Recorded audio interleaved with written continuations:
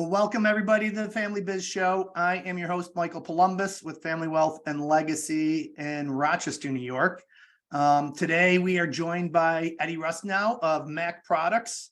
And we're really excited to have you here, Eddie. Thank you. Well, Michael, thank you. I'm happy to be here, and I'm happy to answer any questions you have for me, and certainly love to hear about the things that you do as well.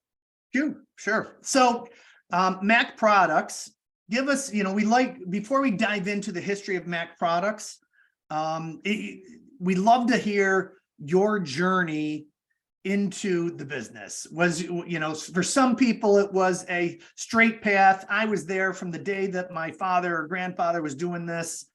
For other people, it was, I just started the business and it came from, so what was your journey into Mac Products?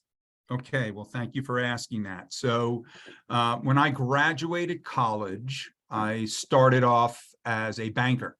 I was in a commercial lending training class, and I had expected to do that for a while and maybe transition to a money center bank in New York City, because I was working in New Jersey at the time.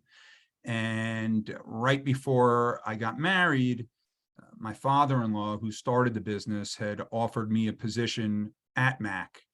And basically the way that we understood it was that there's a much better opportunity here for you to grow than it would be maybe staying in the banking industry.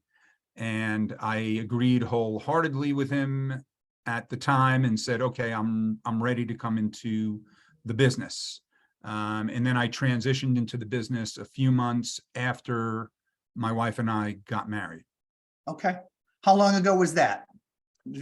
33, almost 34 years ago. Congratulations. Yeah. I love the fact that your father-in-law invited you into the business, because that doesn't always happen. And I'm a big proponent of, if somebody family is not just about blood, it's about love, and it's about the people that we decide to place our trust and love in, that makes all the difference in the world. Without you coming into the business, what would his options have been? That's a good question. So my wife does have another sibling, a sister, but there's no other members.